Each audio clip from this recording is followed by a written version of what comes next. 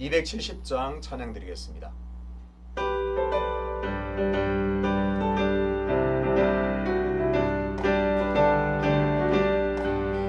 변찮는 주님의 사랑과 거룩한 보혈의 공로를 우리 다 찬양을 합시다.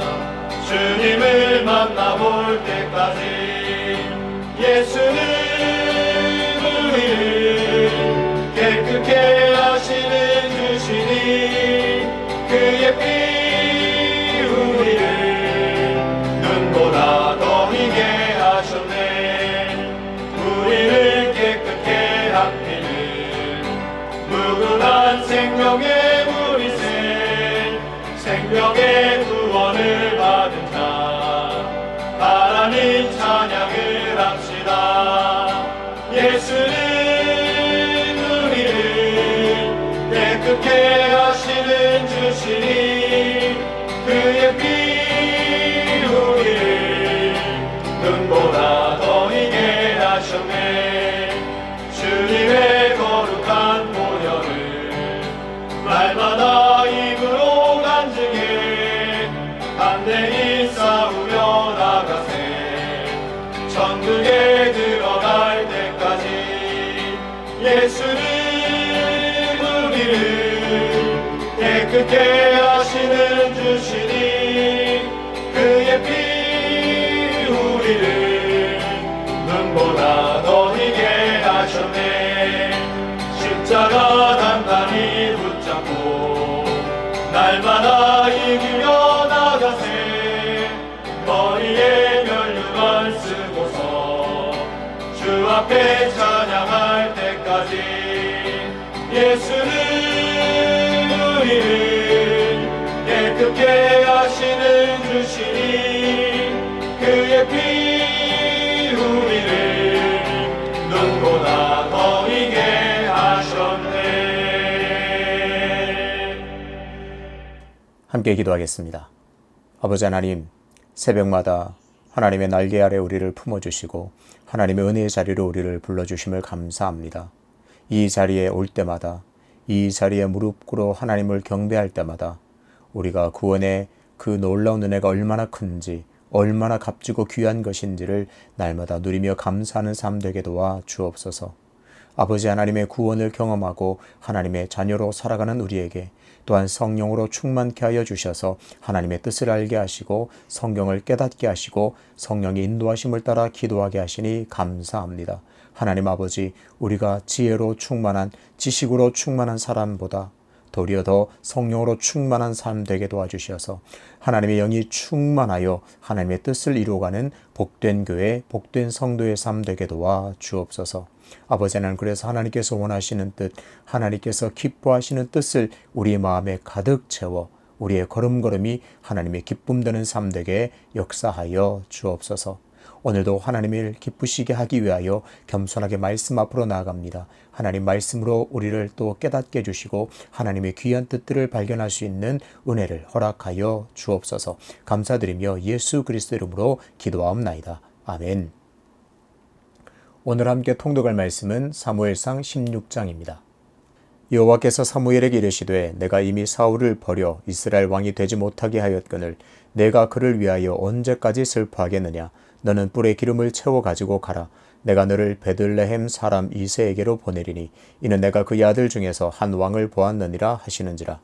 사무엘이 이르되 내가 어찌 갈 수 있으리이까. 사울이 들으면 나를 죽이리이다 하니 여호와께서 이르시되 너는 암송아지를 끌고 가서 말하기를 내가 여호와께 제사를 드리러 왔다 하고 이새를 제사에 청하라.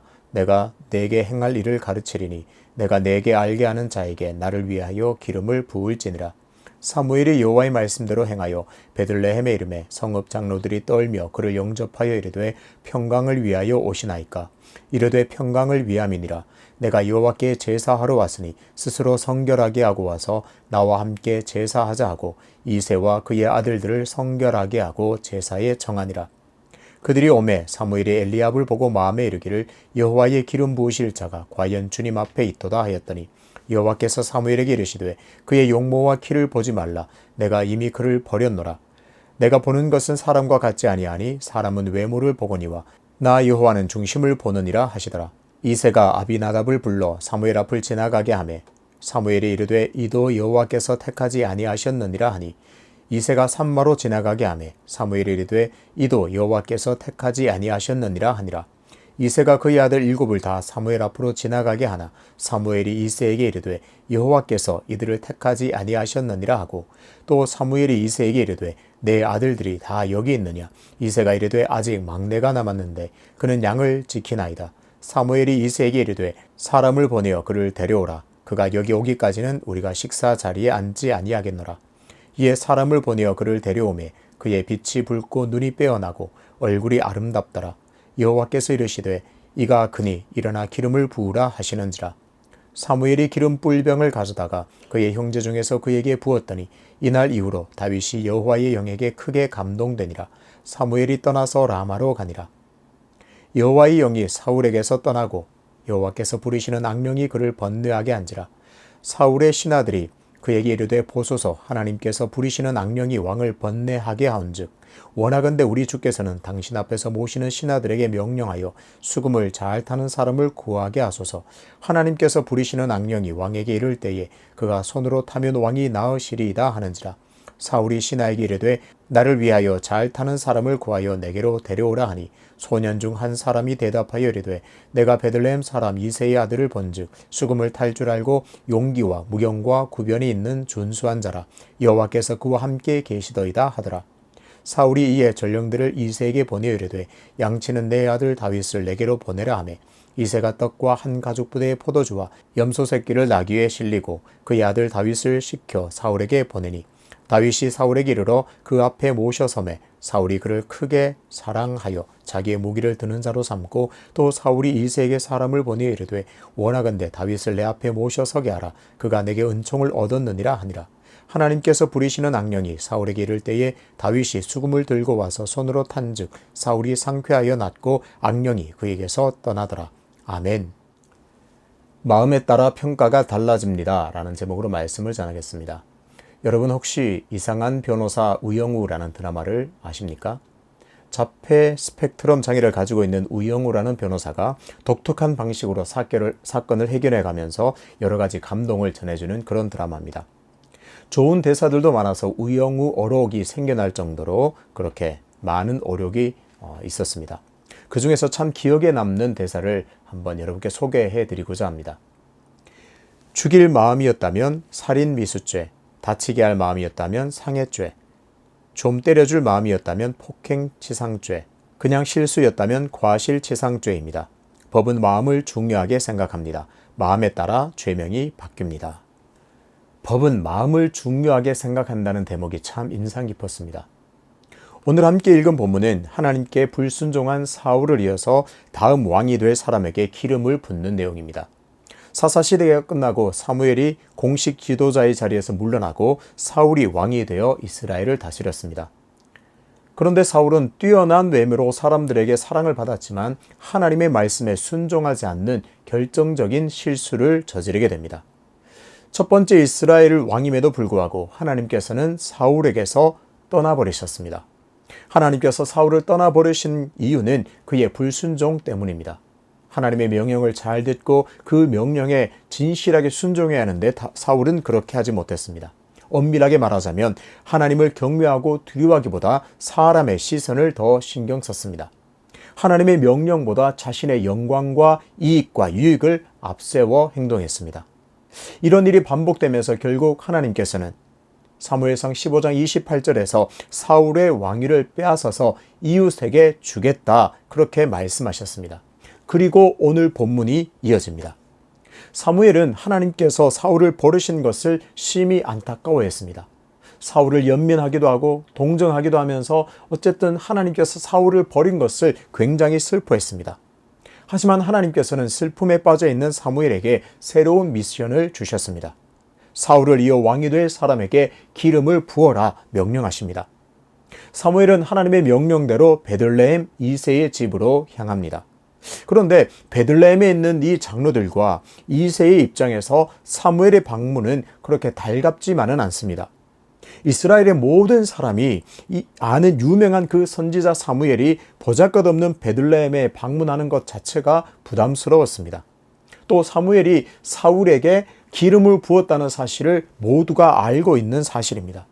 만약 사무엘이 또 사울이 아닌 다른 사람에게 기름을 부어 왕을 세우기 위해서 왔다면 사울과 적대적인 관계가 되고 순식간에 위험한 처지가 되기 때문에 그 사무엘의 방문이 그렇게 기쁘지만은 않았습니다. 사무엘은 이렇게 염려하는 이들에게 제사하기 위해서 왔다 이렇게 안심시킨 후에는 이새와 그의 아들을 제사에 초대하게 됩니다. 이새와 그의 아들들을 제사에 초청하게 됩니다. 사무엘은 이제 본격적으로 사울을 이어 왕이 될 사람에게 기름 부을 작업에 착수합니다. 이새에게는 아들들이 많았는데 장자 엘리압을 보자 사무엘은 그의 마음이 아주 흡족했습니다. 사무엘은 단번에 이 사람이 바로 사울을 이어 왕이 될 사람이라고 감동하면서 마음속으로 기름 부을 자라고 생각했습니다. 딱 보는 순간 이 사람이구나. 이 엘리압이 사울을 이어서 왕이 될 사람이구나 그렇게 확신했습니다. 사무엘은 엘리압의 그 용모와 키에 매료되었습니다. 키도 크고 용모가 뛰어난 엘리압이 왕의 적격자라고 그는 그렇게 판단했습니다. 하지만 하나님의 생각은 사무엘과는 전혀 달랐습니다. 7절입니다. 여호와께서 사무엘에게 이르시되 그의 용모와 키를 보지 말라. 내가 이미 그를 버렸노라. 내가 보는 것은 사람과 같지 아니하니 사람은 외모를 보거니와 나 여호와는 중심을 보느니라 하시더라. 사무엘이 품고 있었던 왕이 갖춰야 할 중요한 요건들을 파악할 수 있습니다. 사무엘은 무엇을 중요하게 생각했고 무엇을 중점적으로 보았습니까? 키와 용모였습니다. 하나님께서 다음 왕에게 기름 부으라는 명령을 하실 때부터 베들레헴으로 오는 내내 사무엘은 생각했습니다. 이새의 집에 가서 아들들을 볼 텐데 키가 크고 용모가 뛰어난 사람에게 기름을 부어야겠다. 그는 내내 베들레헴으로 오는 내내 그렇게 생각했을 겁니다. 그렇게 생각한 사무엘이 첫째 아들 엘리압을 보자마자 마음에 너무 들었습니다. 그가 정해놓은 기준, 그가 생각해놓은 기준에 너무나 딱 맞는 사람이었습니다. 그런데 하나님의 대답은 외모를 보지 말라는 것이었습니다. 사무엘은 하나님의 말씀에 꽤 충격을 받은 모양입니다. 너는 사람은 외모를 보거니와 나는 그 외모를 버렸고 나는 중심을 본다. 그 말에 사무엘은 적잖은 충격을 받은 것 같습니다. 7절과 이 8절 사이에 사무엘은 엄청난 심경의 변화를 겪습니다. 8절 보겠습니다. 이새가 아비나답을 불러 사무엘 앞을 지나가게 하매 사무엘이 이르되 이도 여호와께서 택하지 아니하셨느니라 하니. 중요한 부분이 어딘가요? 이도 택하지 아니하셨느니라. 이도 이렇게 말합니다. 엘리압도 하나님께서 택하지 아니하셨다. 무엇을 보고요? 외모를 보지 말라. 나는 중심을 본다. 하나님의 그 기준을 딱 전해 들은 다음에는 이도 택하지 아니하셨다. 이렇게 완전히 태도가 바뀝니다. 아비나답은 키와 용모가 뛰어나지 않았다는 말인가요? 아닙니다. 도리어 정반대입니다. 아비나답도 키와 용모가 아주 뛰어나다는 말입니다. 사무엘은 하나님의 말씀을 듣고 정신을 차리고 보니 이제 용모와 키는 눈에 들어오지 않는다는 말입니다. 하나님의 말씀대로 집중적으로 무엇을 보고 있습니까? 중심을 보고 있습니다. 외모는 아랑곳하지 않고 외모는 신경 쓰지 않고 그 중심에 하나님이 있는가, 중심에 하나님을 향한 마음이 있는가, 그것을 집중적으로 보고 있습니다. 그렇습니다. 사무엘은 이제 기준이 완전히 달라졌습니다. 외모가 아닌 철저하게 중심을 보고 있습니다. 엘리압의 키와 용모에 매료되었던 그 사무엘은 이렇게 기준이 바뀌자 나머지 아들들도 다 하나님께서 택하신 자가 아님을 단번에 알 수 있었습니다. 이도 택하지 아니하셨느니라. 이도 택하지 아니하셨느니라. 이 말에 반복될 뿐입니다. 하나님께서 기뻐하실 만한 중심, 하나님께서 기뻐하실 만한 그 중심을 가진 자가 없다는 말입니다.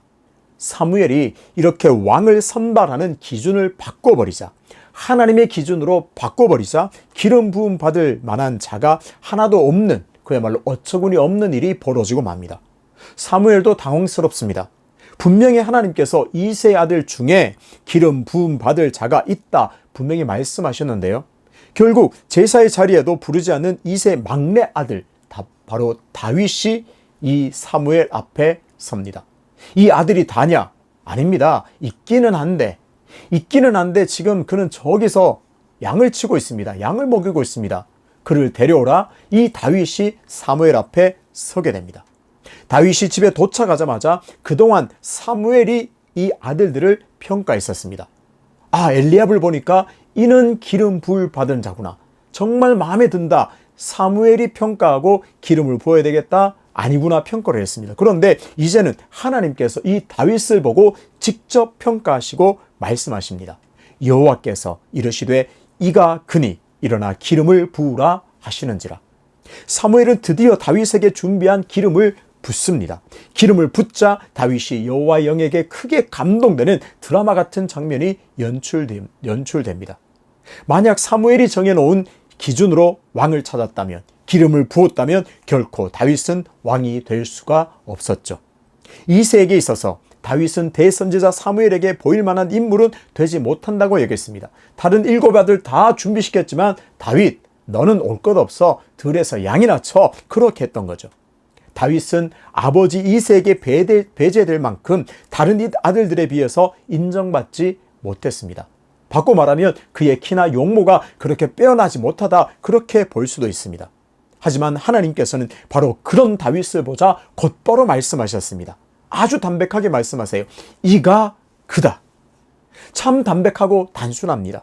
다윗이 바로 그다. 다윗이 바로 중심이 있는 자다. 여러분, 중심은 뭘까요? 중심은 바로 마음입니다. 마음에 하나님이 담겨 있는 사람입니다. 마음에 하나님의 말씀이 있고 마음에 하나님의 사랑이 가득한 사람이 바로 마음이 있는 사람, 중심이 있는 사람입니다. 마음에 하나님을 경외하는 사람입니다. 이가 그다. 하나님께서 그 중심을 보시고 하나님께서 그 마음을 보신 바로 그 사람, 바로 다윗입니다. 왕으로서 사울은 대실패했습니다. 사울도 출발은 참 좋았습니다.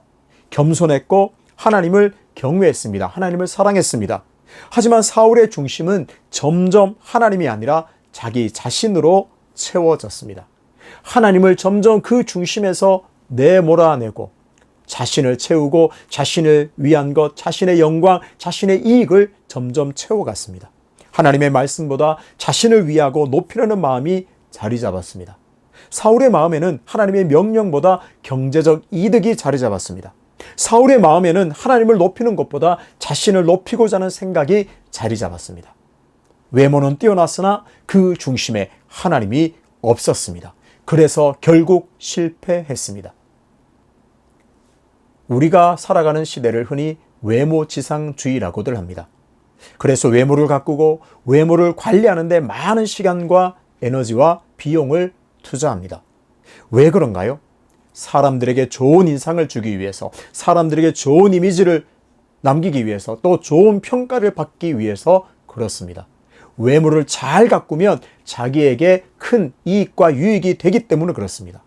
그런데 정작 하나님께 인정받기 위한 마음을 위해서는 얼마나 많은 시간을 들이고 있는지 오늘 스스로에게 질문해 보아야 할 줄 믿습니다.